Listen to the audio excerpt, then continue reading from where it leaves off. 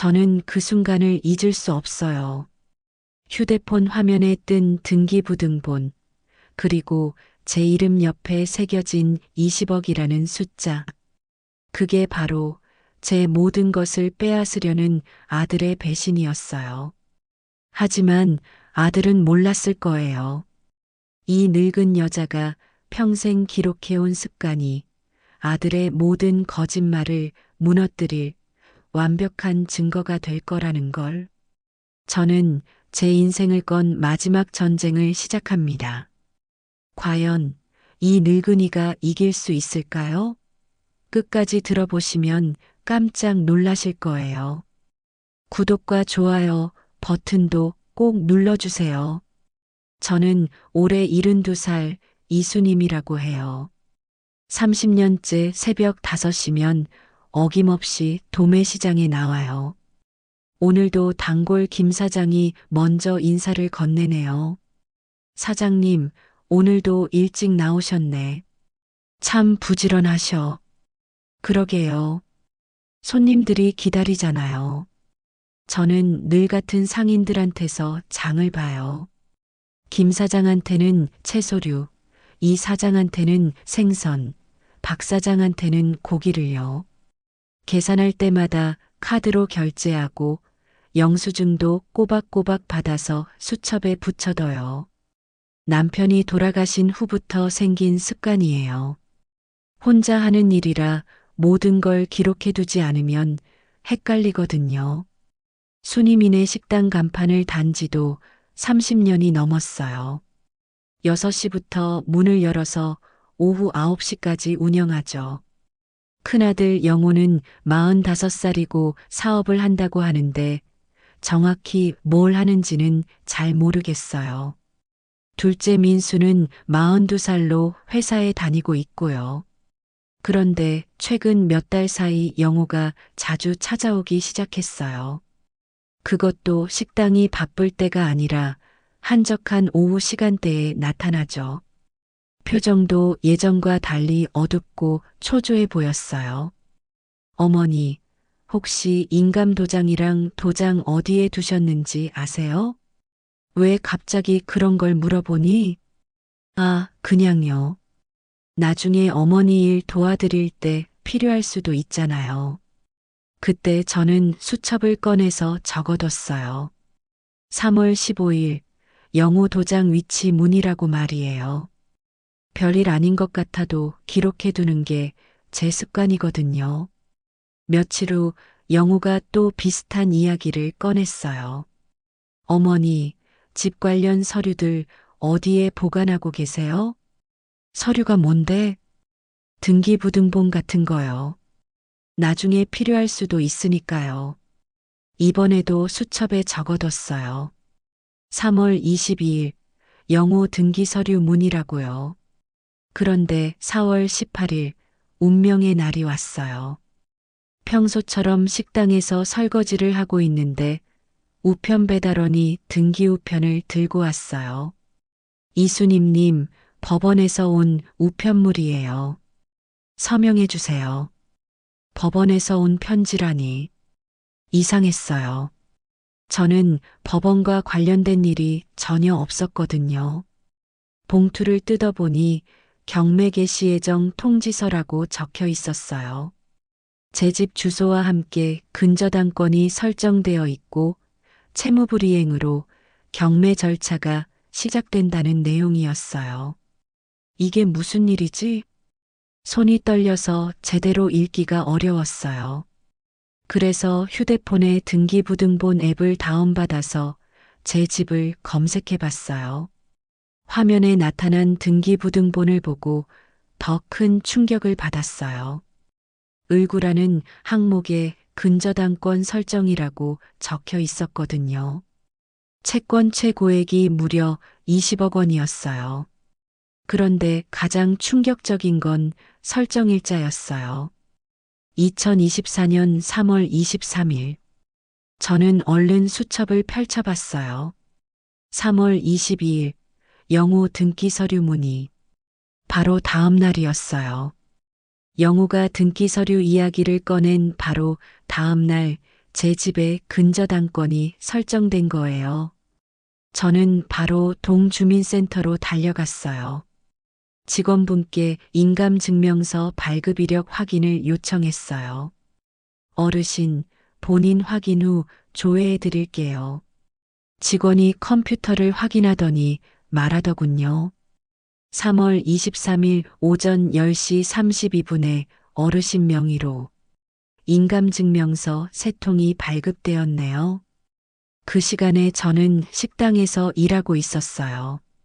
시장에서 받은 카드 전표를 확인해 보니 오전 10시 35분에 김 사장한테서 무 한 박스를 샀다고 되어 있었거든요.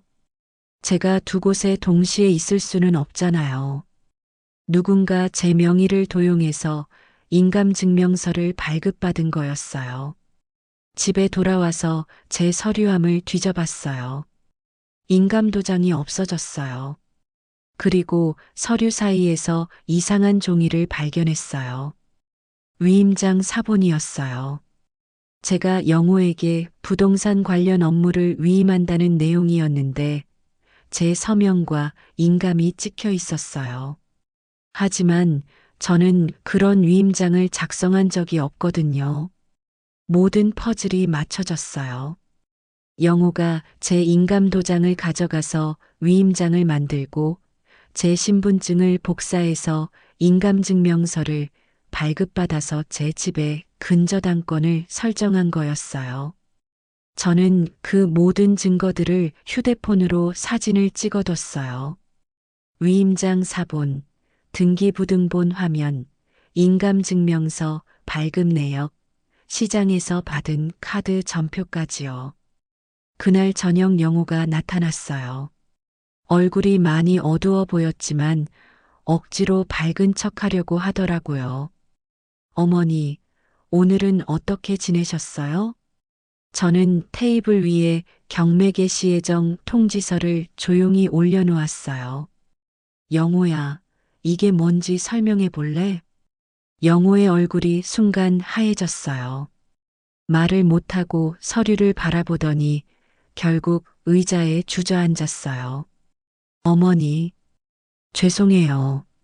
정말 죄송해요. 죄송하긴 뭐가 죄송해. 내가 내 도장 가져가서 위임장 만들고 신분증 복사해서 인감증명서 발급받은 거 다 알고 있어. 어머니가 어떻게 3월 22일 내가 등기 서류 물어본 다음 날 3월 23일 오전 10시 32분에 내 명의로 인감증명서 3통이 발급됐더라. 그런데 그 시간에 나는 시장에서 장을 보고 있었어. 카드 전표도 다 있고 영호는 아무 말도 못했어요. 사업이 완전히 망했어요. 빚쟁이들이 매일 찾아와서 일가족이 모두 길거리로 나앉을 상황이었어요. 그래서 엄마 몰래 집을 담보로 20억을 빌린 거냐? 꼭 갚을게요. 제가 책임지고 해결할게요.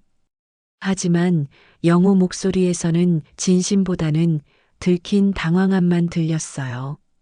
며칠 후 새벽에 장을 보러 나갔다가 갑자기 어지러워졌어요. 스트레스가 너무 심했나 봐요. 가슴이 두근거리고 숨이 잘 안 쉬어졌어요. 지나가던 분이 저를 보고 119에 신고해 주셨어요. 응급실에서 여러 검사를 받았어요.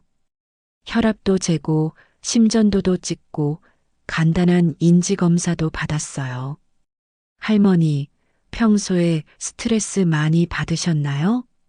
최근에 좀 힘든 일이 있었어요. 혈압이 상당히 높으시고 간단한 기억력 검사에서 약간의 저하가 보이네요. 정밀 검사가 필요합니다. 인지저하 의심 정도로 보시면 될 것 같아요. 의사는 치매라고 단정하지 않았어요. 다만 스트레스성 인지기능 저하 가능성이 있다고 했죠. 그런데 화장실에서 돌아오는 길에 복도에서 영호와 민수가 대화하는 소리를 들었어요. 커튼 너머였지만 목소리가 또렷하게 들렸어요. 형, 의사가 뭐래? 인지저하래. 정밀 검사 받아보라는데 스트레스성일 수도 있다고 하네. 그럼 혼자 계시기엔 위험하겠네요? 그러게. 요양원에 보내야겠어. 재산은 우리가 관리해야지. 요양원이요? 어쩔 수 없잖아. 우리가 24시간 붙어 있을 수는 없고, 그리고 이제 집도 경매 넘어가면 정리할 게 많아. 그럼 어머니 명의로 된 다른 재산도 확인해 봐야겠네요. 그 순간 온몸에 소름이 돋았어요. 아직 정밀 검사도 안 받았는데 벌써 요양원 이야기를 하고 재산 정리 이야기까지 하고 있잖아요. 그제야 모든 게 계획된 일이었다는 걸 깨달았어요. 영우가 제 집을 담보로 돈을 빌린 것도 지금 저를 요양원에 보내려는 것도 다 연결되어 있었던 거예요.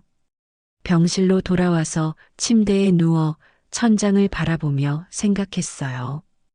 평생 아들들만 생각하며 살아온 제가 이렇게 당해야 하는 건가요? 아니야. 절대 그렇게 당하고만 있을 수는 없어. 저는 그때부터 계획을 세우기 시작했어요. 우선 증거를 더 모아야 했어요.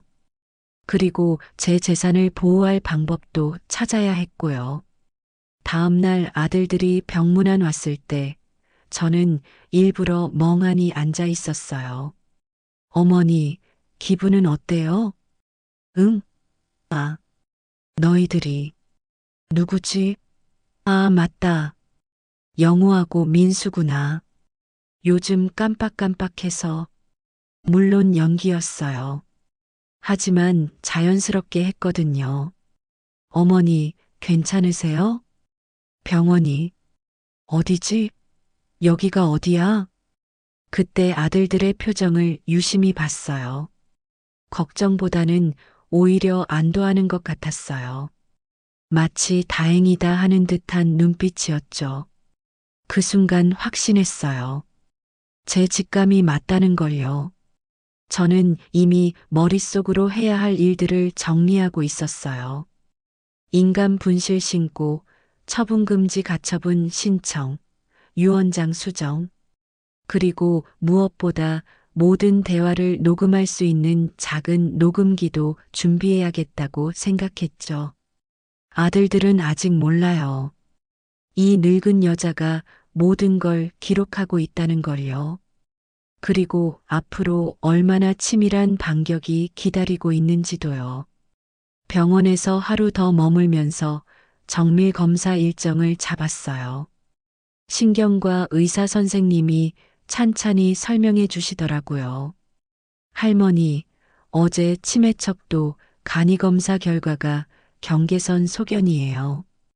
경도인지장애 검사와 뇌 MRI를 받아보셔야겠어요. 그게 치매라는 뜻인가요? 아직 단정할 수는 없어요. 스트레스성 일시적 인지저하 가능성이 큽니다. 우울이나 수면 부족으로도 기억력이 떨어질 수 있거든요. 다행히 의사는 치매라고 확정하지 않았어요.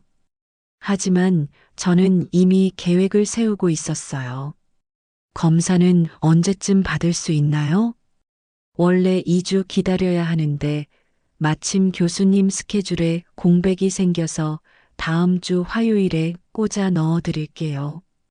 검사 예약표를 받아서 지갑 맨 앞칸에 조심스럽게 넣어뒀어요. 이 작은 종이 한 장이 앞으로 얼마나 중요한 역할을 할지 모르면서 말이에요. 로비에 내려가니 영우와 민수가 기다리고 있었어요. 저는 이제부터 연기를 시작하기로 했어요. 완전히 치매처럼 굴면 의심받을 수 있으니까 아주 미묘하게 혼동하는 모습만 보여주기로 했죠. 어머니, 검사 결과 어떻대요? 검사? 아, 맞구나. 의사가 뭐라고 했더라? 스트레스 때문에 기억력이 좀. 다음 주에 또 검사 받으라고 하더라. 다음 주에요? 응, 화요일인가? 아니, 수요일인가? 어디에 적어뒀더라. 저는 일부러 지갑을 뒤적이며 헤매는 척했어요. 손이 예약표 위에서 잠깐 망설이는 모습도 보여줬고요. 어머니, 제가 도와드릴게요. 민수가 다가와서 제 지갑을 들여다보더니 예약표를 찾아줬어요. 그런데 그때 민수가 말하더라고요. 어머니, 앞으로 이런 일정들은 제가 함께 동행해 드릴게요. 영우는 민수의 말을 듣더니 휴대폰을 꺼내서 뭔가 메모하기 시작했어요. 아마 후견 관련 자료를 체크하는 것 같았어요. 화요일 오전 9시네요. 아, 맞다. 화요일. 고마워, 민수야. 그때 영우와 민수가 서로 눈빛을 주고받는 걸 봤어요. 영우는 확신에 찬 표정이었고 민수는 약간 망설이는 것 같았어요. 다음 날 오전 집에 돌아와서 가장 먼저 한 일은 동주민센터에 전화를 거는 것이었어요. 인감도장을 분실했는데요. 신고 예약하려고 합니다. 신분증 지참하시고 오시면 접수해 드릴게요. 오늘 오후에 오실 수 있으세요? 전화로는 예약만 하고 오후에 직접 가서 신분증을 보여준 후 인감분실 신고 접수를 했어요. 직원이 도장을 찍어준 접수증을 받는 순간 안도했어요. 어르신, 새로운 인감 등록은 언제든 가능하고 기존 인감은 지금부터 효력이 없어져요. 접수중에 찍힌 도장 소리가 유난히 크게 들렸어요. 이제 영우가 제 기존 도장으로는 아무것도 할 수 없거든요. 집에 와서 인터넷으로 신탁회사를 검색해 봤어요. 몇 곳에 전화를 걸어보니 한강신탁이라는 곳에서 좋은 답변을 해주더라고요.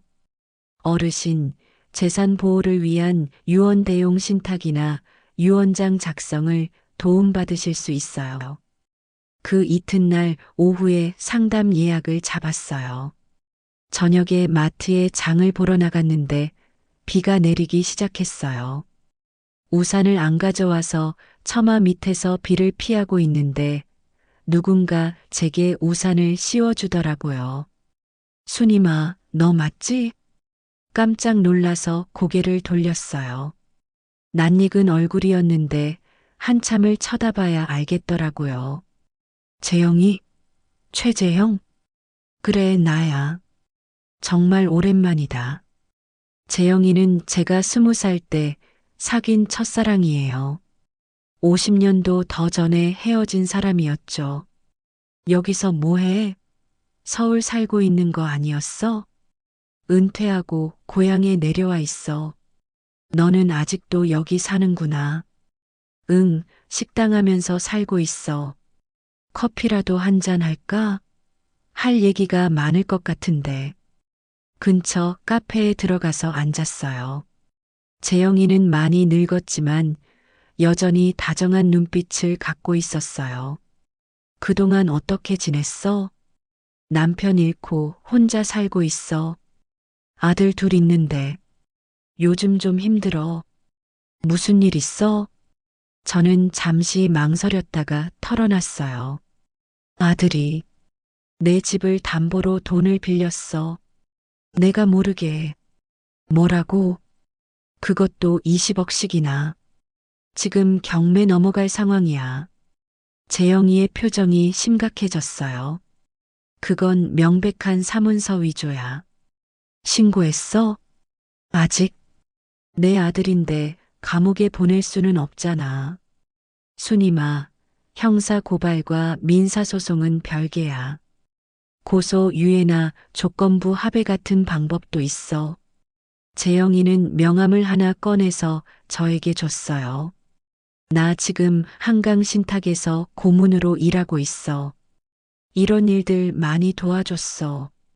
명함을 받아보니 한강신탁 고문 최재영이라고 적혀 있었어요. 정말 도와줄 수 있어? 물론이지. 늦지 않았어, 순임아. 이제부터라도 너 자신을 지켜야 해. 그래, 이젠 내가 나를 지킬 거야. 재영아, 집에 돌아와서 옷장 깊숙한 곳에서 오래된 봉투를 꺼냈어요. 남편이 돌아가시기 전에 저에게 맡겨둔 서류들이었어요. 이건 수님이 혼자 남았을 때를 위한 보험이야. 당분간은 아이들한테 말하지 마. 봉투 안에는 강남 소형 빌딩 등기필 정보와 신탁관리 계약서가 들어 있었어요. 휴대폰으로 주변 부동산 시세를 확인해 보니 생각보다 훨씬 큰 돈이었어요. 저는 그 등기필 정보를 테이블 위에 조심스럽게 올려놓고 사진을 찍어뒀어요. 원본과 사본을 분리해서 보관하고 이메일로도 보내서 타임스탬프를 남겨뒀어요. 다음 날 오후 재영이와 약속해서 한강신탁에 갔어요. 서초동 법무법인 김지영 변호사를 소개해줬어요. 안녕하세요. 사정은 전해 들었어요. 일단 처분금지 가처분부터 신청해야 해요. 어떤 서류가 필요한가요? 위임장, 신분증 사본, 사건 일지가 필요하고요. 가처분은 담보 제공 명령이 나올 수 있어요. 김 변호사가 차근차근 설명해 줬어요. 그리고 증거는 원본성 유지가 핵심이에요. 문서는 원본과 사본을 분리해서 보관하세요. 유언장도 새로 작성하고 싶은데요.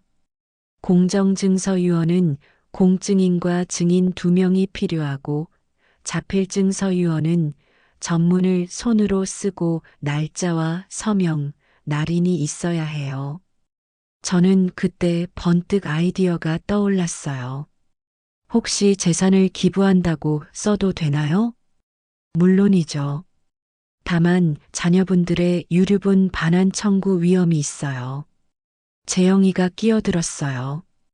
유언 대용 신탁으로 설계하고 유류분 분쟁 대비 조항을 넣으면 어떨까요? 생전 기부 트러스트로 단계적 집행도 가능하고요. 홀몸 노인들을 위한 재단 같은 곳에 기부하고 싶어요. 그날 저는 처분금지 가처분 신청서를 작성했어요. 담보 제공 관련해서는 강남 빌딩을 담보로 제공하기로 했고요. 집에 돌아오는 길에 재영이가 말했어요. 순임아, 증거를 더 모을 방법이 있을까? 무슨 뜻이야? 내가 직접 참여하는 대화를 녹음할 수 있으면 좋을 텐데. 그 말을 듣고 작은 전자제품 가게에 들렀어요. 할머니, 이거 보세요. 동전만 한데 몇 시간씩 녹음돼요. 이걸로 정말 녹음이 돼요? 네, MP4 형식으로 원본 음질이 그대로 저장돼요. 녹음기를 사면서 점원에게 물어봤어요. 다른 사람들끼리 하는 대화도 녹음해도 되나요? 그건 불법 도청이 될 수 있어요. 본인이 직접 참여하는 대화만 녹음하시는 게 좋아요. 저는 그 작은 녹음기를 샀어요. 집에 와서 지갑 안쪽에 숨겨두면서 생각했어요. 내가 참여하는 대화만 녹음하고 원본을 잘 지키자고요. 병원 복도에서 들었던 아들들 대화는 제가 참여하지 않았으니까 녹음하지 않았지만 앞으로는 모든 대화를 기록할 거예요. 저는 이제 더 이상 순진한 어머니가 아니에요. 증거를 수집하고 법적 절차를 밟으며 제 자신을 지킬 줄 아는 사람이 되었거든요. 일주일 후 재영이와 함께 법원에 갔어요. 처분금지 가처분 신청서를 접수하러요. 접수번호 2024카 합3847호 부동산 처분금지 가처분 접수 완료되었습니다. 법원 직원이 접수 중에 도장을 찍어주는 소리가 또렷하게 들렸어요. 전자소송으로 접수해서 접수중은 원본 PDF를 바로 내려받아 보관했어요. 담보 제공 명령이 나오면 현금 공탁이나 보증보험증권으로 대비하자. 재영이가 조용히 말해줬어요. 저는 접수 중 QR코드를 클로즈업으로 찍어두면서 사진도 찍어뒀어요. 이제 영호가 함부로 집을 처분할 수 없게 된 거죠? 그래, 법원 결정이 나올 때까지는 안전해. 김지영 변호사도 함께 있었는데 유언장 초안을 보여줬어요. 어르신, 유언 대용 신탁으로 설계해서 재단 설립 후 단계적으로 기부하는 방식으로 했어요. 유류분 분쟁에 대비한 조항도 넣어뒀고요. 서류 상단에증 제1호부터 제12호증이라는 스탬프가 찍혀 있었어요. 10일 후 제가 정기적으로 봉사하는 요양원에 갔어요. 평소보다 일찍 도착했는데 경비실에서 일하는 분이 눈에 들어왔어요. 안녕하세요. 오늘 일찍 오셨네요. 네, 김만복이라고 합니다. 이달부터 야간 경비로 일하게 됐어요. 만복 씨는 60대 후반으로 보였는데 인상이 참 후덕했어요. 저는 이수님이에요. 매주 화요일마다 봉사 와요. 아, 그 유명한 수님 선생님이시구나. 만복 씨와 이야기를 나누다 보니 뜻밖의 공통점이 있었어요. 선생님, 혹시 격리나 기록 정리 같은 일 해보신 적 있나요? 전에 회계사무소에서 일했어요. 퇴직 후에 이 일을 시작한 거라 서류 정리는 자신 있어요. 저는 만복 씨에게 제 상황을 조심스럽게 털어놨어요. 일지 작성이랑 영수증 정리, 사진 분류 같은 거면 제가 도와드릴 수 있어요. 정말 고마워요. 그런데 비밀 보장이 되나요? 물론입니다. 제가 평생 남의 돈 관리하면서 산 사람인데 입이 무거운 건 기본이죠. 며칠 후 만복 씨가 제가 준 자료들을 깔끔하게 정리해 줬어요. 선생님, 시간 순서대로 정리해 봤어요. 만복 씨가 보여준 파일을 보니 놀라웠어요. 3월 15일부터 시작해서 모든 사건을 날짜별로 정리해 뒀더라고요. 3월 15일 영호, 인감도장 위치 문의, 3월 22일 영호, 등기서류 문의, 3월 23일 인감증명서, 세통 무단 창구 발급, 오전 10시 32분, 3월 23일 근저당권 설정, 채권 최고액 20억, 4월 18일 임의경매 개시결정 통지서 수령. 각각의 사건마다 증거 사진과 영수증도 첨부되어 있었어요. 와, 이렇게 정리하니까 한눈에 보이네요. 선생님, 그런데 이 브로커 이름이 익숙한데요. 만복 씨가 위임장에 있는 법무사 이름을 가리키더라고요. 혹시 박창수 법무사요? 네, 맞아요. 아시는 분인가요? 만복 씨 얼굴이 굳어졌어요. 제 아들이 3년 전에 사기를 당한 사건이 있었는데 그때 관련된 법무사가 박창수였어요. 정말요? 네, 그때도 위조 위임장으로 부동산을 넘기는 수법이었어요. 저는 소름이 돋았어요. 영호가 단순히 급해서 저지른 일이 아니라 조직적인 사기에 연루된 게 아닐까 의심스러웠거든요. 만복 씨, 그때 사건 자료 혹시 남아 있나요? 피해자 진술서나 입금 내역 사본은 집에 보관해 뒀어요. 언젠가는 법으로 바로잡고 싶었거든요. 14일 후 만복 씨와 함께 동사무소에 갔어요. 3월 23일 창구 CCTV 화면을 확인해 보려고요. 혹시 3월 23일 오전 10시 30분경 창구 CCTV 화면을 확인할 수 있을까요? 제 명의로. 인감증명서가 부정 발급된 것 같아서요. 직원이 화면을 확인해 보더니 말했어요. 이상하네요. 발급 신청자 얼굴이 본인과 다른데요? 화면에는 영호가 제 신분증을 들고 창구에서 인감증명서를 발급받는 모습이 또렷하게 나왔어요. 이분 아시나요? 제 아들이에요. 제 허락 없이 발급받은 거예요. 그럼 이건 명백한 신분증 도용이네요. 영상 보존 요청 공문을 접수해 주시면 30일 보존 기간 전에 폐기되지 않도록 조치하겠습니다. 영상 보존 요청 공문의 폐기일 전 보존 조치라는 빨간 도장이 찍혔어요.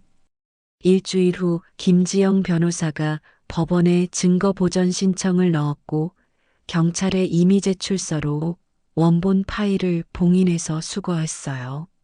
선생님, 혹시 그날 영호의 위치 기록도 확인할 수 있을까요? 만복 씨가 아이디어를 제시했어요. 어떻게 확인하죠? 가족 위치 공유 서비스 쓰고 계시면 기록이 남아 있을 거예요. 사전에 가족 안전용으로 서로 동의한 위치 공유가 켜져 있었거든요. 제 계정에서 확인해 보니 정말 있었어요. 3월 23일 오전 10시 32분에 영호의 휴대폰이 동사무소 근처에 있었다는 기록이요. 20일 후 만복 씨 집에 갔어요. 3년 전 아들 사기 사건 자료를 보여준다고 해서요. 여기 있어요. 제 아들 김태식이 당한 사건 자료예요. 파일을 보니 놀라운 내용이 있었어요. 박창수 법무사뿐만 아니라 영호의 이름도 나와 있었거든요. 이영호가 선생님 아들 맞나요? 맞아요. 그런데 어떻게 여기에? 제 아들을 속여서 가짜 투자로 돈을 빼앗은 사람 중 하나예요. 자료를 자세히 보니 정황상 영호가 단순한 피해자가 아니라 조직과 연계가 의심되는 상황이었어요. 만복 씨, 이 자료 사본 좀 얻을 수 있을까요? 물론이죠. 오히려 제가 고마워요. 이제야 정의의 절차로 바로잡을 기회가 생겼네요. 정황은 충분하지만 계좌 추적이나 통화 내역 영장으로 실체를 확인해야겠네요. 김지영 변호사가 조언해줬어요. 만복 씨가 USB에 모든 자료를 복사해줬어요. 사기 조직 구조도, 피해자 명단, 박창수 법무사와 영호의 연결고리 정황까지 들어 있었어요. 며칠 후 만복 씨가 저에게 전화를 걸었어요. 선생님, 중요한 걸 발견했어요. 뭔가요? 박창수 법무사 사무실 야간 출입 영상이요. 제가 요양원 근처 건물 CCTV를 관리하거든요. 만복 씨 말로는 3월 22일 밤 11시경에 영호와 박창수 법무사가 함께 사무실에 들어가는 모습이 찍혔다고 했어요. 정말요? 그럼 그날 밤에 위임장을 만든 거네요? 네, 그리고 다음날 새벽에 나오는 모습도 있어요. 건물 관리 주체 동의서를 받아서 공식 반출했습니다. 만복 씨는 그 영상을 USB에 저장해서 저에게 건네줬어요. 선생님, 이제 증거는 충분한 것 같은데요? USB를 받아들면서 저는 뭉클했어요. 혼자였다면 절대 모을 수 없었던 증거들이었거든요. 만복 씨, 정말 고마워요. 저도 제 아들 일을 법으로 바로잡을 수 있게 되어서 고마워요. 집에 돌아와서 모든 증거를 다시 정리해 봤어요. 모든 파일은 원본과 사본을 분리하고 변조 여부를 확인할 수 있도록 했어요. 시간 순서대로 나열하니 완벽한 스토리가 나왔어요. 3월 15일, 22일 영호의 사전 정찰. 3월 22일 밤 박창수 법무사 사무실에서 위임장 위조. 3월 23일 오전 신분증 도용으로 인감증명서 창구 발급. 3월 23일 근저당권 설정. 4월 18일 임의경매 개시 결정 통지서 발송. 모든 단계마다 증거가 있었어요. CCTV 화면, 발급 기록, 위치 정보, 서류 사본까지요. 저는 증거 목록을 표지철에 편철하고 김지영 변호사에게 인수인계서에 서명을 받으며 모든 자료를 맡겼어요. 아들들이 어떤 수를 써도 당당하게 맞설 수 있을 것 같았어요. 그런데 그때 휴대폰에서 띠링 소리가 났어요. 가정법원 성년후견 신문기일 통지. 문자를 보는 순간 깨달았어요. 영우와 민수가 가만히 있지 않았구나. 이제 그들의 반격 차례였어요. 저는 휴대폰을 내려놓으며 생각했어요. 하지만 이번에는 제가 준비가 되어 있어요. 모든 증거와 방어망을 갖춘 상태에서 맞설 수 있거든요. 성년후견 신문기일 통지서를 받고 바로 서초로 법무법인을 찾아갔어요. 어르신, 예상했던 수순이네요. 아드님들이 가정법원 성년후견 사건 2024는 가천 582호로 한정후견 개시 신청을 했어요. 한정후견이 뭔가요? 치매나 정신질환으로 판단 능력이 부족한 사람의 재산 관리를 가족이 대신한다는 제도예요. 법원은 보통 의사소견서, 법원 지정 양식과 가정법원 조사를 봅니다. 저희가 조사관 면담과 신경심리검사 재평가를 요청해 둘게요. 김 변호사가 보여준 신청서 사본을 보니 소름이 돋았어요. 영우와 민수가 공동으로 후견인 신청을 했고 저를 중등도 치매 환자라고 기재해뒀더라고요. 신청 사유를 보세요. 피성년 후견인이 최근 기억력 저하와 판단력 장애로 일상생활에 지장을 겪고 있으며 부동산 관련 사기에 노출될 위험이 있다고 적혀 있어요. 사기에 노출될 위험이라니 정말 뻔뻔하네요. 그리고 증거자료로 병원 진료 기록과 함께 편집된 영상 파일을 제출했어요. 김 변호사가 영상을 재생해 줬어요.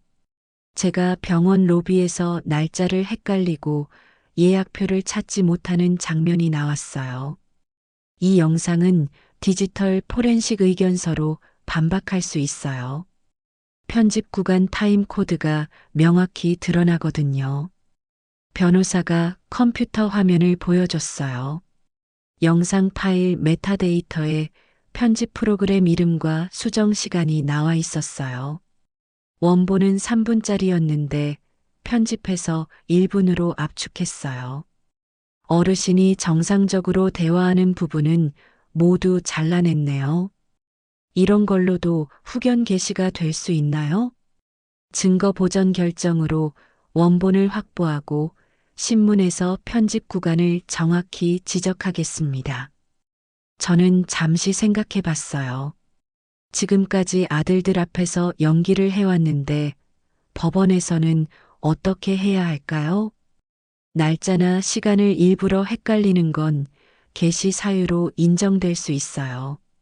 대신 일상 의사결정 능력을 보이는 문답을 준비하시죠. 김 변호사가 준비한 카드를 보여줬어요. 소득지출관리, 임대차 계약 이해, 본인 서명 의사, 신탁위원 의사 등은 반드시 정확하게 답하셔야 해요. 중요한 결정은 제가 이해하고 제 이름으로 결정한다고 반복하시면 됩니다. 법무법인에서 나오는 길에 영호에게서 문자가 왔어요.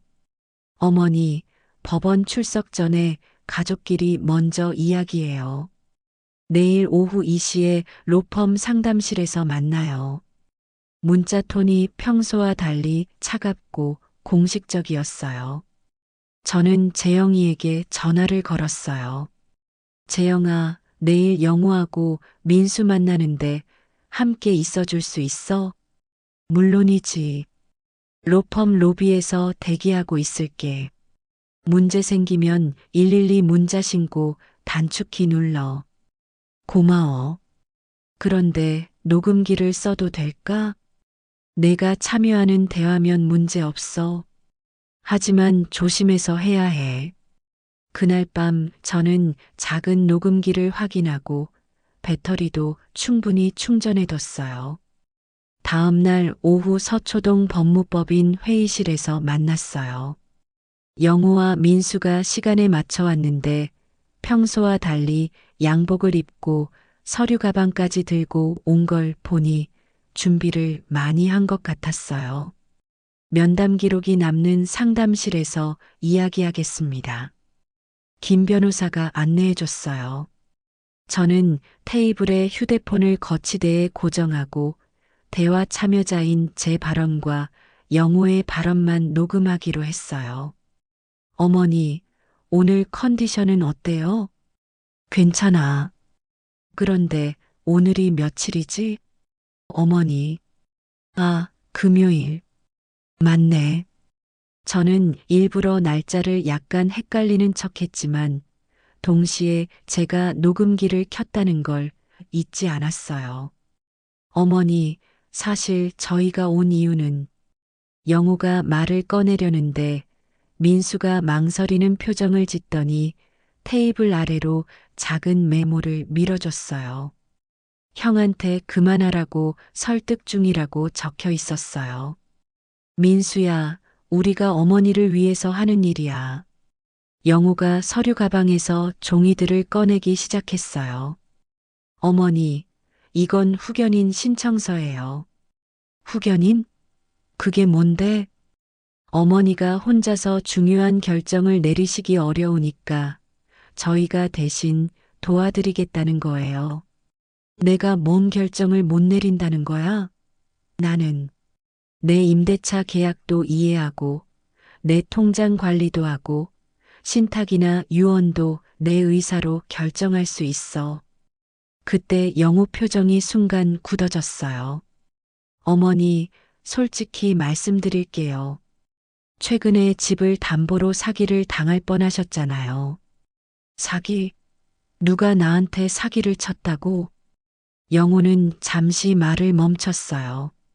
자신이 저지른 일을 사기라고 표현한 것 때문인지 당황하는 것 같았어요. 아니, 그게 어쨌든 위험한 상황이었잖아요. 영호야, 내가 내 도장 가져가서 근저당권 설정한 거잖아. 그게 사기지. 어머니, 그건 뭐가 그건이야? 지금 말씀은 협박으로 들립니다. 이 대화는 기록되고 있어요. 그 순간 영우 얼굴이 완전히 바뀌었어요. 어머니, 어차피 다 들킨 거 솔직히 말할게요. 저도 살려고 그런 거예요. 그때 영우 휴대폰이 울렸어요. 스피커폰으로 켰더라고요. 여보세요? 아, 법무사님. 네, 지금 어머니랑 이야기하고 있어요. 법무사에게서 온 전화였어요. 저는 스피커로 나오는 상대방 발언은 메모로만 남기고 영호의 자백과 협박 발언 위주로 기록하기로 했어요. 네, 강남 빌딩 얘기는 들었어요. 네, 그것도 담보로 잡을 수 있다고 하셨죠? 제가 강남 빌딩을 소유하고 있다는 걸 알게 된 것 같았어요. 어머니가 치매라는 진단서만 받으면 모든 재산을 우리가 관리할 수 있죠. 네, 알겠습니다. 전화를 끊고 돌아온 영호의 표정은 완전히 달라져 있었어요. 어머니, 강남에 빌딩도 갖고 계시더라고요? 강남에 뭐가 있다고? 모르는 척하지 마세요. 다 조사해 봤어요. 영호 목소리가 점점 위협적으로 변했어요. 민수가 휴대폰을 꺼내서 뭔가 촬영을 하려는 영호를 제지했어요. 형, 제발 그만해요. 어머니가 협조하지 않으시면 정말 요양원에 모실 수밖에 없어요. 그 순간 김 변호사가 휴대폰으로 문자를 보냈어요. 접근 금지 준비하겠습니다. 라는 내용이었어요. 영호가 갑자기 일어나려고 했는데 김 변호사가 말렸어요. 이영호 씨, 지금 하신 발언들은 협박에 해당할 수 있습니다. 스토킹 가정폭력, 보호명령이나 접근금지를 함께 신청할 수 있어요. 뭐라고요? 오늘 발언은 모두 면담 기록으로 남습니다. 그때 민수가 영호를 강하게 말렸어요. 형, 정말 그만해요. 이러면 안 되잖아요. 영호는 흥분한 상태로 휴대폰을 꺼내서 누군가에게 문자를 보내기 시작했어요. 어머니가 협조 안 하시면 우리도 어쩔 수 없어요. 그 순간 회의실 문이 열리고 재영이가 들어왔어요. 순임아, 괜찮아? 응, 괜찮아. 재영이가 들어오면서 영우와 민수를 봤어요. 아들분들이시군요. 안녕하세요. 영우는 재영이를 경계하는 눈빛으로 바라봤어요. 어머니, 이분은 누구세요? 한강 신탁에서 고문으로 일하시는 분이야. 내 재산 관리 상담받고 있어. 그 순간 저는 확신했어요. 오늘 이 면담이 모두 기록되었다는 걸요. 영호의 협박 발언, 법무사와의 통화 내용, 강남 빌딩에 대한 언급까지 모든 게 증거로 남았어요. 김 변호사가 정리해줬어요. 가처분 담보는 보증보험증권으로 이미 준비했고 오늘 면담의 녹취와 면담 기록을 추가 증거로 묻겠습니다. 저는 오늘 녹취 문자 통화 내역을 증거 목록 제7호부터 제10호까지 편철했어요. 영우와 민수가 상담실을 나가면서 민수가 뒤돌아보며 말했어요. 어머니, 죄송해요. 하지만 영호는 끝까지 화가 난 표정이었어요. 다음은 신문이에요. 그들이 꾸민 이야기의 편집점을 찢어 보일 차례였어요. 필요하면 통화 내역이나 통신사 사실조회를 변호사가 진행할 수도 있고요. 이제 정말로 최후의 결전을 준비할 때가 왔어요. 신문기일을 일주일 앞둔 어느 날 저는 영우와 민수에게 문자를 보냈어요. 내일 저녁 6시에 집에서 가족회의를 하자. 중요한 이야기가 있다. 사실 이건 제 마지막 카드였어요. 아들들이 어떤 반응을 보이는지 확인하고 결정적인 증거를 확보하려는 계획이었죠. 다음 날 저녁 영우와 민수가 시간에 맞춰 왔어요. 둘 다 긴장한 표정이었어요. 어머니, 무슨 중요한 이야기예요? 민수가 조심스럽게 물어봤어요. 저는 테이블 위에 미리 준비해둔 서류를 꺼냈어요. 변호사 사무실에서 받은 신탁 서류 양식이었어요. 너희들한테 말할 게 있어. 내가 결정한 일이야. 영우와 민수가 서로 눈빛을 주고받았어요. 어머니, 뭔 결정이세요? 내 결심은 즉시 전액 기부가 아니라 조건부 신탁 집행이야. 강남 빌딩 포함해서 내 전 재산을 홀몸 노인 자립재단으로 운용할 거야. 그 순간 거실이 조용해졌어요. 영우와 민수가 말을 못하고 있었죠. 뭐라고요? 영우가 겨우 말을 꺼냈어요. 홀몸 노인들을 위한 재단에 신탁 설정한다고 했어. 공증은 신문 이후에 진행할 예정이야. 저는 휴대폰을 꺼내서 변호사와 주고받은 문자를 보여줬어요. 어머니, 정신 차리세요. 그게 말이 됩니까? 영우가 갑자기 소리를 질렀어요. 내가 왜 정신을 못 차렸다고 그래? 어머니가 치매 걸리셔서 제대로 판단을 못하고 계시잖아요. 누가 내가 치매라고 했어? 의사가 그랬잖아요. 의사는 정밀 검사를 받아보라고 했지. 치매라고 확정하지 않았어. 그때 민수가 영우를 말렸어요. 형, 침착해요. 침착하긴 뭘 침착해. 어머니가 평생 모은 재산을 남한테 다 준다는데. 영우가 흥분해서 휴대폰을 꺼내더니 누군가에게 전화를 걸기 시작했어요. 스피커폰으로 켰더라고요. 여보세요, 법무사님? 급한 일이 생겼어요. 네, 어머니가 재산 신탁한다고 하세요. 막을 방법이 없을까요? 전화 내용을 듣고 있으니 소름이 돋았어요. 영우가 저를 막기 위해 법무사와 상의하고 있었거든요. 저는 스피커 통화에서 영우의 발언만 중심으로 들으면서 제3자 음성은 별도로 통신사 사실조회로 보강하기로 마음먹었어요. 네, 알겠어요. 일단 신탁 집행을 막아야겠네요. 네, 그 방법으로 하죠. 전화를 끄는 영우가 저를 바라봤어요. 그 눈빛이 이제는 완전히 달라져 있었어요. 어머니, 죄송하지만 어쩔 수 없겠어요. 뭐가 어쩔 수 없다는 거야? 당분간 한빛 노인 케어 센터에 계셔야겠어요. 뭐라고? 어머니 상태로는 혼자 계시기 어려워요. 단기 보호라도 받으셔야 해요. 민수가 깜짝 놀라며 영우를 말렸어요. 형, 그건 너무 심한 거 아니에요? 민수야, 어머니가 제정신이면 평생 모은 재산을 남한테 주겠다고 하겠어? 하지만은 뭐가 하지만이야. 저는 그 순간 깨달았어요. 영우가 정말로 저를 시설에 가두려고 한다는 걸요. 영우야, 내가 동의하지 않으면 어떻게 할 거야? 어쩔 수 없어요. 어머니 안전을 위해서요. 영우가 또다시 전화를 걸었어요. 여보세요. 한빛 노인 케어 센터인가요? 네, 어제 상담받았던 이영우입니다. 네, 오늘 밤에라도 단기 보호 가능할까요?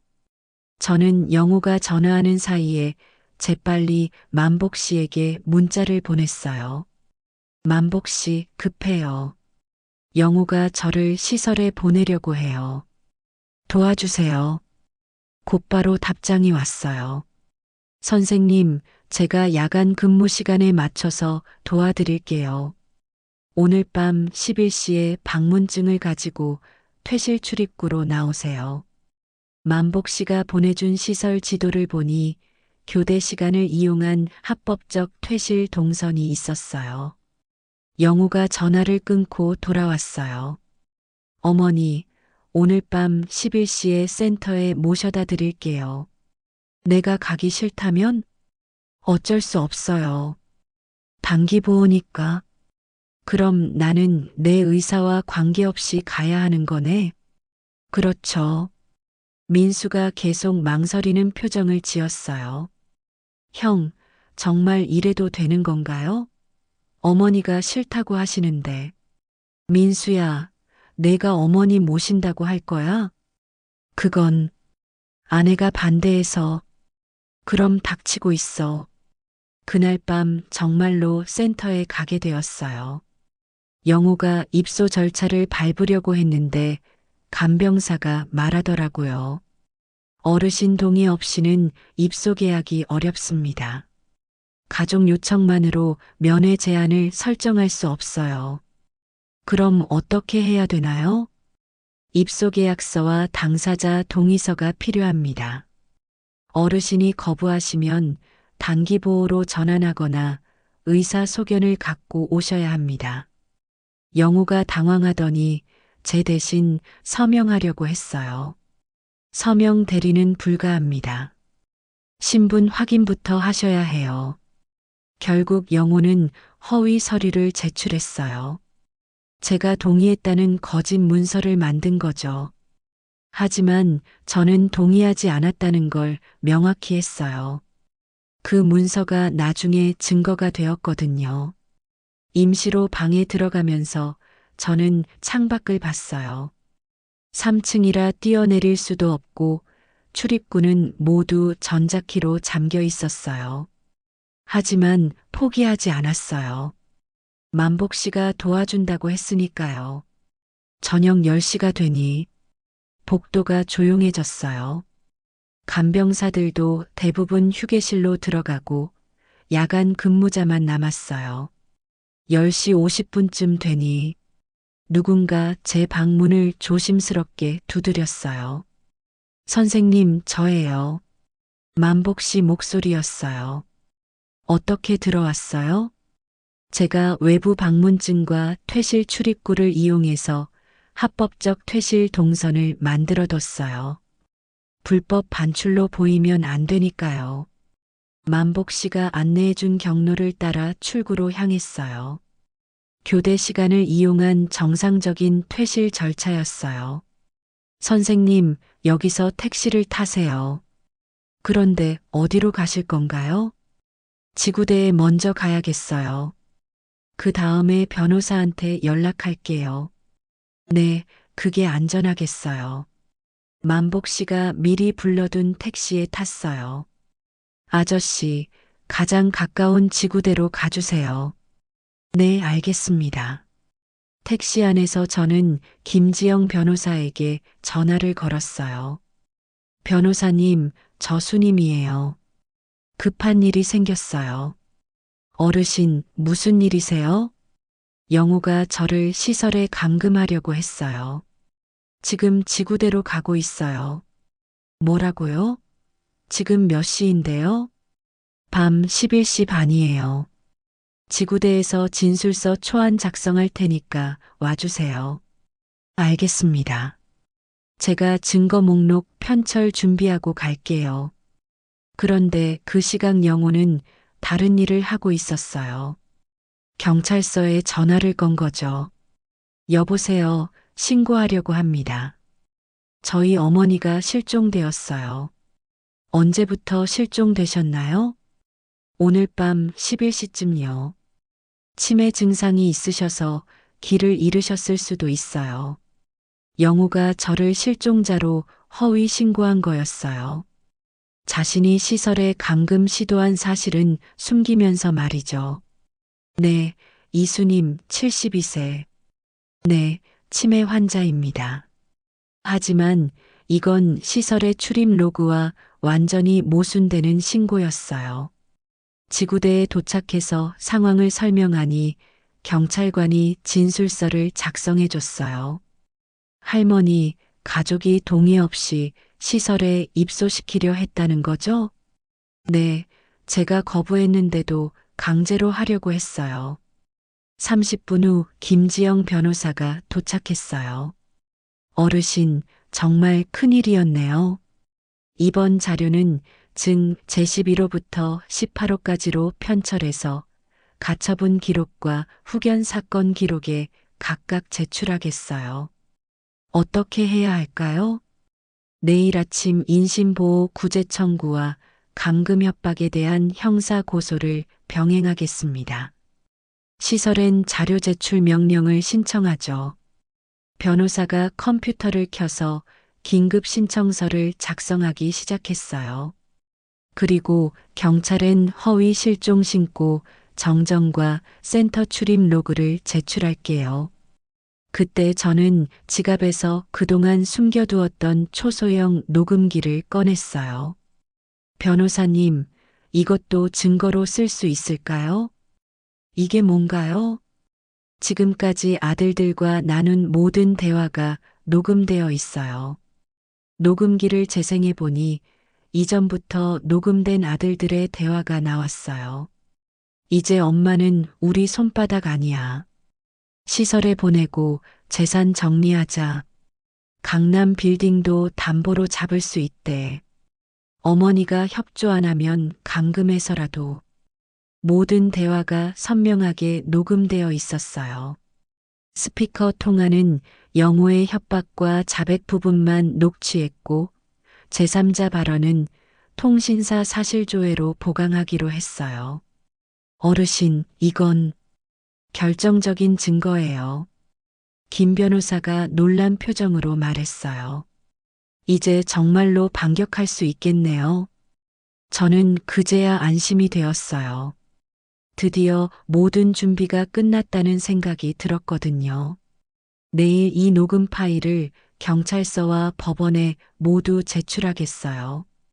감금 시도, 협박, 사기, 허위 신고, 모든 혐의가 명확해졌어요.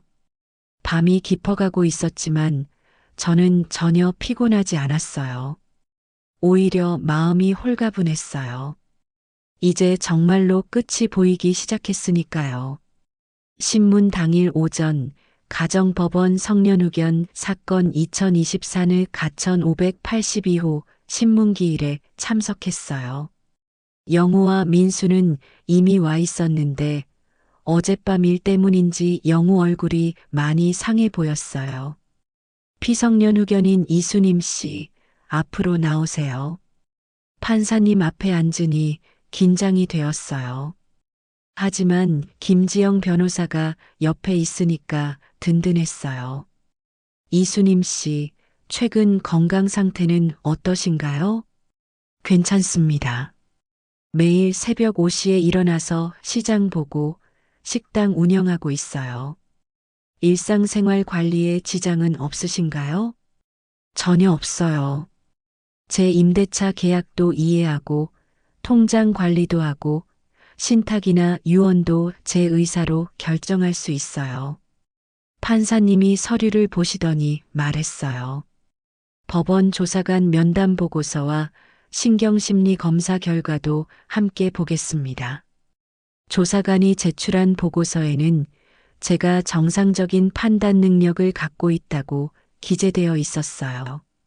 그런데 신청인 측에서 제출한 영상을 보면 날짜나 장소를 헷갈리시는 것 같은데요. 김지영 변호사가 일어났어요. 판사님, 그 영상에 대해 말씀드리겠습니다. 사전에 제출한 디지털 포렌식 의견서에 따라 편집 구간 타임코드만 짧게 재생 허가를 요청드립니다. 원본성은 증거보전 결정문과 해시값으로 확인됩니다. 판사님이 허가하시자 변호사가 노트북을 열었어요. 화면에는 편집된 부분이 빨간색으로 표시되어 있었어요. 원본은 3분 21초였는데 편집해서 1분 7초로 압축했습니다. 피성년 후견인이 정상적으로 대화하는 부분은 모두 삭제하고 잠깐 헷갈리는 장면만 연결했어요. 판사님이 화면을 자세히 보더니 말했어요. 편집 흔적이 명확하군요. 증거 보전은 어떻게 되었나요? 신청인 측이 제출한 영상 파일의 포렌식 분석 결과입니다. 원본 대비 편집 흔적이 드러나고 제3의 감정기관 검증으로 확보했습니다. 영우가 당황한 표정을 지었지만 더 이상 변명할 수 없었어요.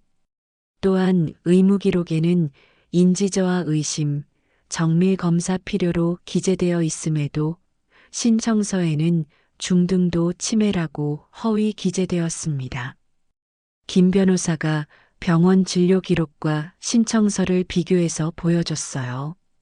이는 명백한 허위 기재입니다. 판사님, 추가로 제출할 증거가 있습니다.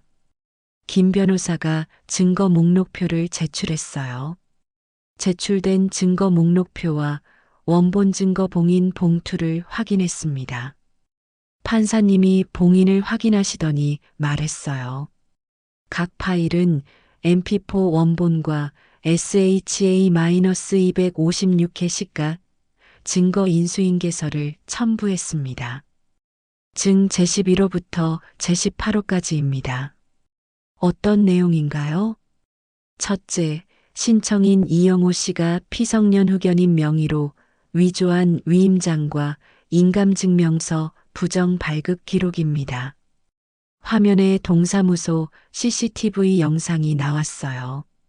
영호가 제 신분증으로 인감증명서를 발급받는 모습이 선명하게 보였어요. 둘째, 근저당권 설정 과정에서의 사문서 위조 정황입니다. 위치 기록까지 나왔어요. 영호의 휴대폰이 법무사 사무실과 동사무소를 오간 기록이 정확히 일치했어요. 셋째, 어젯밤 피성년 후견인을 한빛 노인 케어센터에 강제 입소시키려 한 감금 시도 기록입니다. 시설의 입소 기록과 퇴소 기록이 나왔어요. 제가 동의하지 않았다는 진술서도 함께요. 넷째, 허위 실종 신고 기록입니다. 영호가 경찰에 신고한 시간과 시설 퇴소 시간이 대조되어 나왔어요. 완전히 모순되는 내용이었어요. 판사님 표정이 점점 심각해졌어요. 신청인 이영호 씨, 이에 대해 어떻게 생각하십니까? 영호는 아무 말도 못했어요. 마지막으로 가장 중요한 증거를 제출하겠습니다. 김 변호사가 작은 녹음기를 꺼냈어요. 녹음은 본인이 참여한 대화의 하나입니다. 제3자 통화 내용은 사실조회로 보강했습니다. 이제 엄마는 우리 손바닥 아니야. 신문실에 영호의 목소리가 울려 퍼졌어요. 시설에 보내고 재산 정리하자. 협조 안 하면 감금해서라도. 녹음 중 스피커폰으로 나온 제3자 음성 부분은 소거되고 자막으로만 처리되었어요. 강남 빌딩도 담보로 잡을 수 있대. 라고 영호의 목소리가 흘러나왔어요. 제3자 발언 부분은 통신사 사실조회와 통화 내역으로 보강 제출했습니다. 모든 대화가 생생하게 재생되었어요. 영호의 목소리, 협박하는 말투, 공모 정황까지 모든 게 드러났어요. 민수는 고개를 떨구고 있었고 영호는 얼굴이 하얗게 질렸어요. 피성년 후견인은 치매가 아닙니다. 오히려 매우 치밀하게 증거를 수집하고 대응했어요. 그때 영호가 벌떡 일어나려고 했어요. 판사님, 이건 함정이에요. 어머니가 저희를 속인 거라고요. 신청인, 조용히 하세요. 질서문란 시 퇴정 조치합니다. 저희가 어머니를 속인 게 아니라 어머니가 저희를 속인 거예요.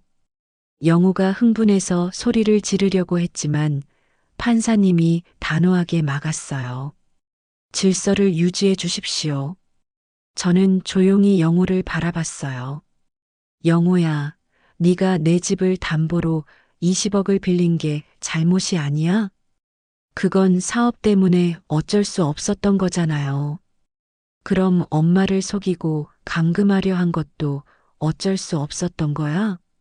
영호는 더 이상 변명할 수 없었어요. 그때 민수가 일어났어요. 판사님, 면회 제안과 실종 신고는 제가 한 것이 아니었습니다. 저는 제출 취소서를 내겠습니다. 민수가 영호와 선을 그었어요. 그때 만복 씨가 방청석에서 손을 들었어요. 판사님, 관련 자료가 있습니다. 방청인은 자리에서 발언하실 수 없습니다. 진술서와 자료를 서면으로 제출하세요. 해당 부분은 분리해 형사기관에 송부하겠습니다. 만복 씨가 제출한 서면에는 영호와 법무사의 3년 전 사기 사건 기록이 들어 있었어요. 판사님이 모든 서류를 검토한 후 말했어요. 성년후견 개시 신청을 기각합니다. 관련 자료는 수사기관에 송부합니다. 질서를 유지해 주십시오. 그 순간 신문실이 조용해졌어요. 결정문에 찍힌 도장 소리가 가슴을 쳤어요. 민수가 일어나서 고개를 숙였어요. 어머니, 죄송합니다. 형 말을 따라한 제가 잘못했어요. 민수야, 저는 형과 다르게 가겠어요. 정말 죄송해요. 민수가 영호에게 등을 돌리고 신문실을 나갔어요. 영호는 끝까지 억울하다는 표정을 지었지만 더 이상 할 말이 없었어요. 신문실을 나서면서 김지영 변호사가 말했어요. 어르신, 정말 대단하세요. 이렇게 완벽하게 준비하실 줄 몰랐어요. 혼자서는 할 수 없었어요. 재영이하고 만복 씨, 변호사님이 도와주셨으니까. 재영이가 제 손을 잡았어요. 순임아, 이제 정말 자유야. 만복 씨도 웃으면서 말했어요. 선생님, 제 아들 원수도 갚았어요. 고마워요. 그때 복도에서 경찰관들이 영호에게 다가갔어요. 이영호 씨, 협박과 강금미수 고소 건으로 임의동행하겠습니다. 신문이 끝난 뒤 복도에서 경찰이 별건으로 영호를 임의동행했어요. 영호는 만복 씨를 보더니 말했어요. 아저씨, 제가 정말 잘못했어요. 하지만 만복 씨는 고개를 저었어요. 젊은이, 법이 판단할 일이에요. 저는 그 모습을 보면서 복잡한 심정이었어요. 제 아들이지만 이제는 남처럼 느껴졌거든요. 어머니, 멀리서 민수가 뛰어오는 소리가 들렸어요. 어머니, 정말 죄송해요. 제가 형을 말렸어야 했는데. 민수야, 내가 마지막에 올바른 선택을 한 걸로 됐어. 어머니, 앞으로 제가 정말 효자가 되겠어요. 효자는 무슨 효자야? 그냥 너 인생 잘 살아라. 민수가 눈물을 흘리면서 고개를 숙였어요. 이제 남은 건 재단 설립과 회복이었어요. 나를 지키는 일, 그리고 나 같은 사람들을 세우는 일 말이에요. 정말로 모든 게 끝났고 새로운 시작을 할 수 있게 되었어요. 신문이 끝난 지 한 달 후 강남 소형 빌딩을 매각했어요. 시세가 많이 올라서 생각보다 큰 돈이 되었어요. 이수님 고객님, 매매대금 35억 원 중 잔금 수령 확인입니다. 취득 보유 기간 감안해 양도소득세 지방세 중개법무비는 추후 정산 예정이에요. 중개사가 정산 내역을 보여줬어요. 복잡한 계산이었지만 세금과 비용을 제하고도 상당한 순수 유의액이 남을 예정이었어요. 이제 뭘 하실 예정이세요? 재단을 만들 거예요. 저처럼 혼자 사는 노인분들을 도울 수 있는. 재영이가 옆에서 말했어요. 순임아, 정말 대단해. 이 나이에 새로운 일을 시작한다니. 늦은 건 아니야. 이제야 진짜 내가 하고 싶었던 일을 시작하는 거니까. 사실 남편이 돌아가신 후 지난 10년 동안 저는 아들들을 위해서만 살았어요. 제 꿈이나 희망은 뒤로 밀어두고요. 하지만 이번 일을 겪으면서 깨달았어요. 평생 타인을 위해 희생하며 사는 게 미덕이 아니라는 거리요. 2개월 후 김지영 변호사 사무실에서 주무관청 법인 설립 허가를 받았어요. 어르신, 법인 설립 허가서가 나왔어요. 이사회 1차 의사록과 법인 등기도 오늘 완료합니다. 변호사가 공식 문서를 보여줬어요. 제 이름으로 된 재단 허가서를 보니 가슴이 뭉클했어요. 3개월 후 드디어 법인 등기, 고유번호증, 공익법인 신고까지 모든 절차가 완료되었어요. 정관은 어떻게 구성했나요? 3가지 핵심 사업으로 구성했습니다. 첫째, 주거 지원 사업. 임대보증금 직접 지급 방식으로 홀몸 노인분들께 지원해 드려요. 김 변호사가 사업 계획서를 넘기면서 설명했어요. 둘째, 일자리 지원 사업. 노인 일자리 수행기관과 지자체와 MOU를 체결해서 맞춤형 일자리를 연결해 드리고요. 셋째는 뭔가요? 디지털 리터러시 지원입니다. 민간 교육업체와 교육 바우처 방식으로 진행합니다. 재영이가 고개를 끄덕였어요. 현금 지급은 최소화하고 목적 외 사용 방지를 위해 바우처나 직접 지급 방식으로 하는 거군. 맞아요. 돕는 게 아니라 서게 하는 일이죠. 저는 그동안 제가 경험한 걸 생각해 봤어요. 아들들에게 의존하려고 했을 때는 무력했지만 스스로 일어서려고 하니까 이렇게 큰 일도 할 수 있게 되었거든요. 그런데 이사장은 누구로 하실 건가요? 이사 5인 이상 구성해서 이사회 결의로 선임해야죠. 만복 씨를 제안하려고 해요. 그날 오후 요양원으로 만복 씨를 찾아갔어요. 만복 씨, 제안이 하나 있어요. 무슨 제안이세요? 이사회에서 이사장을 맡아주세요. 만복 씨가 깜짝 놀랐어요. 저요? 그런 큰 일을 제가 할 수 있을까요? 물론이에요. 회계 경험도 있고 무엇보다 진심으로 어려운 사람들을 도우려는 마음이 있잖아요. 하지만 저는 학벌도 없고 학벌이 중요한 게 아니에요. 사람을 보는 눈과 따뜻한 마음이 더 중요하죠. 만복 씨가 한참 생각하더니 말했어요. 선생님이 그렇게 믿어주신다면 최선을 다해보겠습니다. 고마워요. 그런데 하나만 말씀드릴게요. 만복 씨 아들분 지원 안건에서는 제척하셔야 해요. 네, 당연히 그래야죠. 이해 충돌 방지 규정이잖아요. 그럼 수혜자 선정은 익명심사와 점수표로 하고 소득자산 기준을 명확히 하겠어요.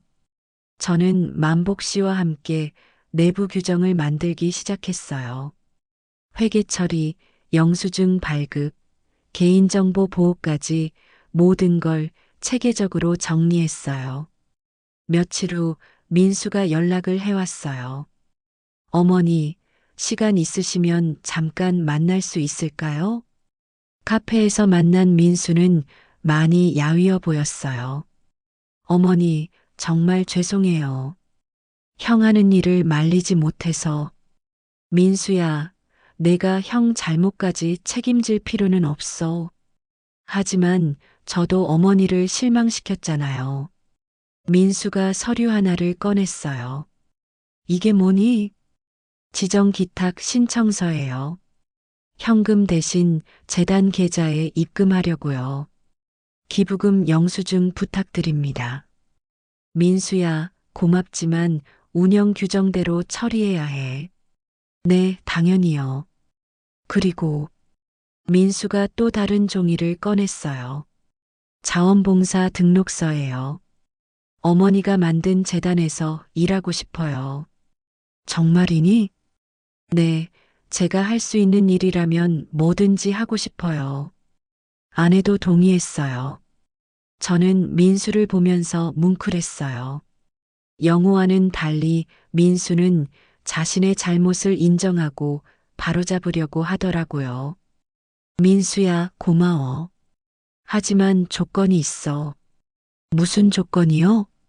나를 어머니로 생각해서가 아니라 정말로 도움이 필요한 사람들을 위해서 해야 해. 네, 알겠어요. 그리고 이사장은 만복 씨야. 나는 설립자이자 이사지. 어머니. 아니, 순임 이사. 그렇게 부르니까 좋네. 민수가 웃으면서 말했어요. 그 웃음이 오랜만에 진짜 같았어요. 4개월 시범 사업이 시작되면서 재영이가 저와 함께 새벽 시장에 나가기 시작했어요. 순임아, 이 가지 어때? 싱싱해 보이지? 그래, 그걸로 하자. 재영이와 함께 장을 보니 혼자 할 때와는 달랐어요. 누군가와 의견을 나누고 함께 선택하고 함께 웃을 수 있어서 좋았어요. 김 사장, 오늘도 일찍 나오셨네요. 단골 김 사장이 인사를 건넸어요. 네, 요즘은 이분하고 같이 와요. 아, 남편분이세요? 재영이가 웃으면서 대답했어요. 법적 관계보다 실천의 동반자가 되고 싶습니다. 파트너? 네, 인생 파트너요. 저는 재영이의 대답이 마음에 들었어요. 결혼이나 가족이라는 틀에 얽매이지 않고 서로 선택한 관계라는 게 좋았거든요. 순임아, 우리 오늘 재단 사무실도 가봐야지. 그래, 만복 씨가 첫 수혜자 심사 결과 준비했다고 하더라. 재영이와 함께 걸어가면서 저는 생각했어요. 결혼 생활 내내 남편에게 의존했고 남편이 돌아가신 후에는 아들들에게 의존하려고 했어요. 하지만 이제는 달라요. 재영이와 저는 서로 의존하는 게 아니라 협력하는 관계예요. 재단 사무실에 도착하니 만복 씨가 이미 와서 일하고 있었어요. 순임 이사님, 시범사업 선정 결과 나왔어요. 어떻게 됐어요? 주거 지원 5명, 일자리 지원 8명, 디지털 교육 15명이에요. 만복 씨가 보여준 명단은 모두 익명 처리되어 있었어요. 지원 신청서에는 개인정보 활용 동의와 공개 범위 체크란이 포함되어 있었고요. 선정 기준은 소득주거, 취약도의지 평가 점수표로 했어요. 심사위원 제척 규정도 지켰고요. 저는 선정 과정을 한 번씩 확인했어요. 각자의 사연은 심사 과정에서만 확인하고 개인정보는 철저히 보호되고 있었어요. 만복 씨, 혹시, 제 아들 안건은 제가 제척했습니다. 사무국장이 별도 심사했어요. 만복 씨가 먼저 말했어요. 익명 심사 결과 선정되었습니다만 저희 가족 일이라 고민이 되네요. 만복 씨, 원칙대로 하면 돼요. 이젠 우리가 당신 차례를 돕습니다. 저는 그 순간 가슴이 뜨거워졌어요. 영호 때문에 고통받았던 만복 씨 가족을 이제 제가 도울 수 있게 되었다는 게 감격스러웠거든요. 6개월 후 첫 성과 공유회를 열었어요. 지역 문화센터 강당에 100여 명이 모였어요. 안녕하십니까? 홀몸노인 자립지원재단 설립자 이수님입니다. 마이크 앞에 선이 긴장됐지만 하고 싶은 말이 너무 많았어요. 저는 올해 72살까지 누군가의 어머니, 누군가의 아내로만 살았어요. 제 이름으로 뭔가를 결정하고 행동한 것은 이번이 처음이에요. 청중들이 조용히 듣고 있었어요. 우리는 돌봄의 대상이 아닙니다. 우리는 결정의 주체예요. 박수가 터져 나왔어요. 나이가 많다고 해서 누군가에게 의존해야 하는 건 아니에요. 우리에게도 꿈이 있고 하고 싶은 일이 있고 배우고 싶은 것이 있어요. 저는 무대 아래 앉아 있는 수혜자분들을 바라봤어요. 오늘 지원을 받으시는 분들께 말씀드리고 싶어요. 이건 시혜가 아니라 제도전 투자예요.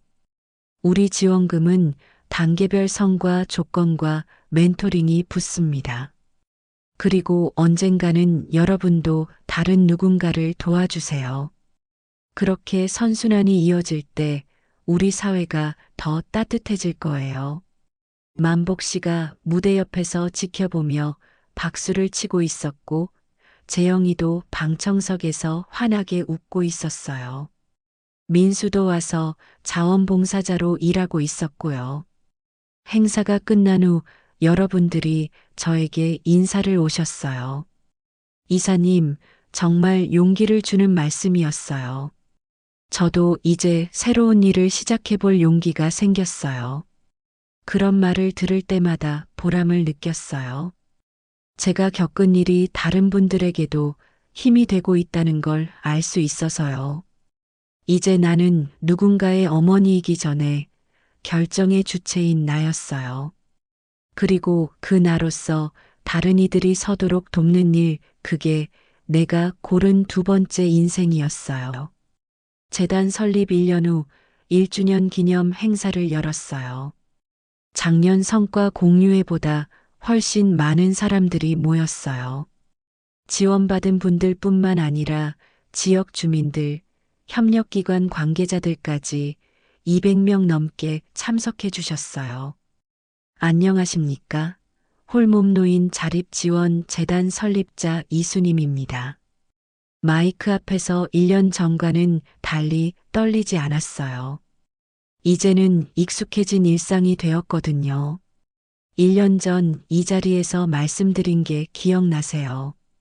우리는 돌봄의 대상이 아니라 계약의 주체, 선택의 주체라고 했죠.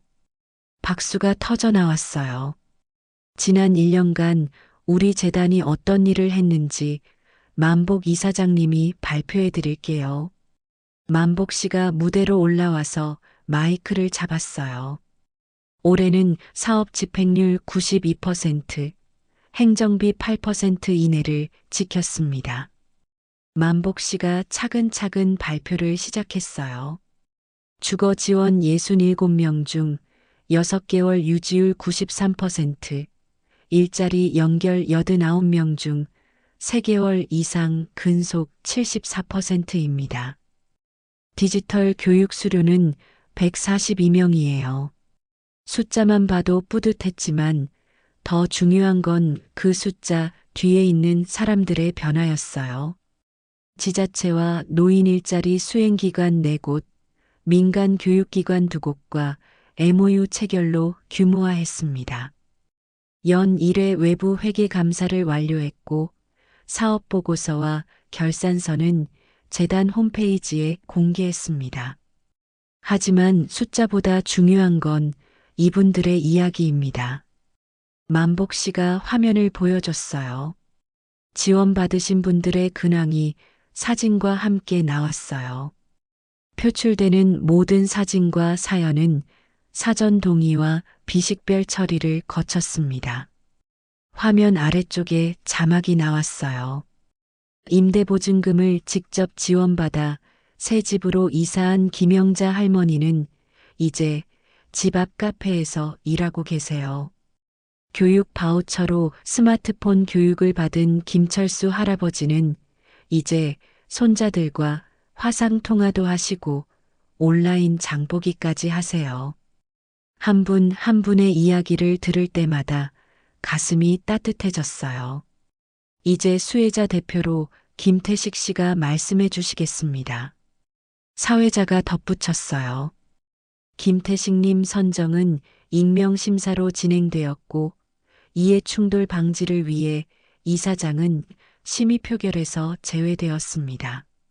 만복 씨 아들인 태식 씨가 무대로 올라왔어요. 1년 전과는 완전히 달라진 모습이었어요. 안녕하세요, 김태식입니다. 처음 이 재단에서 지원을 받을 때는 정말 막막했어요. 사기를 당해 빚에 시달리고 나이 때문에 취업도 안 되고 태식 씨 목소리가 약간 떨렸어요. 하지만 재단에서는 단순히 돈을 주는 게 아니라 제가 다시 일어설 수 있도록 도와주셨어요. 직업교육 바우처도 제공해 주시고 멘토링도 해 주시고 지금은 노인복지관에서 생활지도사로 일하고 있어요. 저와 같은 상황에 있는 분들을 돕는 일을 하고 있습니다. 태식 씨가 고개를 숙여 인사했어요. 수님 설립자님, 정말 감사합니다. 저도 이제 남을 도울 수 있는 사람이 되었어요. 그 순간 저는 눈물이 날 뻔했어요. 영호 때문에 고통받았던 이 가족이 이제는 다른 사람을 돕는 일을 하고 있다니요.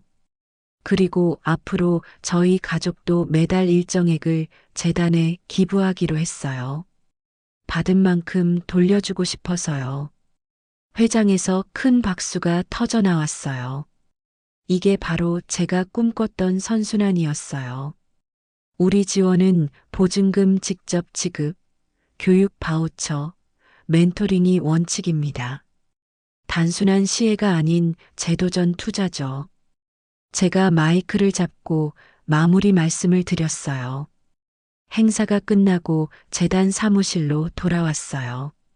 책상 위에 편지 한 통이 놓여 있었어요. 이사님, 이거 오늘 배달 왔어요. 민수가 건네준 편지를 보니 교정시설에서 온 것이었어요. 영호에게서 온 편지였어요. 편지 내용은 개인적 반성과 사과가 대부분이어서 공개하지 않고 서랍에 보관했어요. 다만 진심으로 뉘우치고 있다는 느낌은 받았어요. 편지를 다 읽고 나니 마음이 복잡했어요. 분노도 미움도 많이 사라진 것 같았어요. 순임아, 무슨 편지야? 재영이가 들어오면서 물어봤어요. 영호에게서 온 편지야. 뭐라고 했어? 사과하고 나중에 남을 도우며 살고 싶다고 하네. 민수가 조심스럽게 물어봤어요. 어머니, 아니, 순임 이사님, 어떻게 생각하세요? 글쎄, 진심인지는 나중에 봐야겠지만 적어도 뉘우치고 있는 것 같아. 저는 편지를 접어서 서랍에 넣었어요. 하지만 용서는 별개야. 잘못은 잘못이니까. 그래도 변화할 가능성은 있잖아요. 민수가 말했어요. 민수야, 너처럼 말이지. 앞으로도 원칙대로 하겠다고 했으니까 믿을게. 민수가 지난 1년간 정말 많이 변했어요. 이제는 제 아들이라기보다는 함께 일하는 동료 같았어요. 앞으로도 지금처럼만 해. 내 형이 어떻게 될지는 나중 일이고. 재영이가 제 어깨에 손을 올렸어요. 순임아, 편지 받고 마음이 어때? 솔직히 말하면 좀 홀가분해. 미움을 계속 갖고 살기도 피곤했거든. 그렇게 생각하는 게 맞는 것 같아. 며칠 후 아침에 일어나니 하늘이 흐렸어요. 비 예보가 있다고 하더라고요. 순임아, 우산 챙겨야겠다. 재영이가 현관에서 우산을 들고 기다리고 있었어요. 그래, 비 오면 젖겠네. 1년 전 처음 재영이를 만났을 때도 비가 내렸었죠. 그때는 절망적인 상황이었는데 지금은 이렇게 평화로운 일상을 보내고 있어요. 시장에 도착하니 단골 김 사장이 인사를 건넸어요. 설립자님, 오늘도 일찍 나오셨네요. 김 사장이 저를 설립자님이라고 부르기 시작한 건 재단이 유명해진 후부터예요. 김 사장, 만복 이사장이 따로 있고 저는 설립자 겸 이사예요. 그냥 순임으로 불러주세요. 에이, 그래도 설립자님이 더 어울려요. 재영이가 웃으면서 말했어요. 우리 순임이는 겸손해서 그래. 실질적으로는 이사장 같은 일을 다 하면서도 그런 게 아니라 정확하게 해야지. 만복 이사장이 계시고 나는 설립자 겸 이사야. 저는 여전히 정확한 표현을 중요하게 생각해요. 각자의 역할과 책임이 있으니까요. 장을 다 보고 집으로 돌아가는 길에 비가 내리기 시작했어요. 다행히 우산 가져왔네. 재영이가 우산을 펼쳤어요. 둘이서 한 우산을 쓰고 걸어가니 1년 전 그날이 생각났어요. 재영아, 1년 전에 우리 이렇게 만났었지? 그러게. 그때는 누가 이렇게 될 줄 알았겠어. 정말 많은 일이 있었네. 앞으로도 많은 일이 있을 거야. 하지만 이제는 혼자가 아니잖아. 재영이가 제 손을 잡았어요. 우산 아래서 재영이와 함께 걸으면서 지난 2년을 돌이켜봤어요. 남편이 돌아가신 후 10년 동안은 아들들을 위해서만 살았어요. 제 꿈도 제 행복도 뒤로 밀어두고요. 하지만 그렇게 희생하며 살아도 결국 배신을 당했죠. 그때는 세상이 무너지는 것 같았어요. 제가 믿고 의지했던 모든 것들이 거짓이었다는 걸 알게 되었을 때요. 하지만 지금 생각해보니 그게 새로운 시작이었어요. 진짜 제 인생을 살기 시작한 거였죠. 재영아, 나 요즘 생각하는 게 있어. 뭔데? 누군가의 어머니이기 전에 나는 나였다는 거. 그렇지. 평생 남편의 아내, 아들들의 어머니로만 살았는데 이제야 순임이라는 사람으로 살게 된 것 같아. 재영이가 고개를 끄덕였어요. 그게 가장 중요한 거야. 내가 너로서 행복한 게. 비가 조금씩 그치기 시작했어요. 구름 사이로 햇살이 비치더라고요. 앞으로 재단 일도 더 많아질 텐데 계속 함께 해줄 거지? 물론이지. 우리가 시작한 일이잖아. 고마워, 재영아. 고맙긴 뭘. 나도 수님이 덕분에 의미 있는 일을 하게 됐는걸. 집 앞에 도착하니 우산을 접을 수 있을 정도로 비가 약해졌어요. 수님아, 오늘 오후에 재단 가서 다음 달 계획 짜야지. 그래, 신청자가 많이 늘었다면서? 응, 좋은 일이야. 저는 집 현관 앞에서 잠시 뒤를 돌아봤어요. 비가 내린 후라 공기가 깨끗하고 모든 게 새로워 보였어요. 이제 저는 알아요. 선택은 과거를 바꾸지 못하지만 다음 문장의 주어를 바꾼다는 거리요. 그들에서 나로 그리고 우리로 바뀐 거예요. 남은 인생이 얼마나 될지는 모르지만 이제는 후회 없이 살 수 있을 것 같아요. 나답게 당당하게 그리고 함께 말이에요.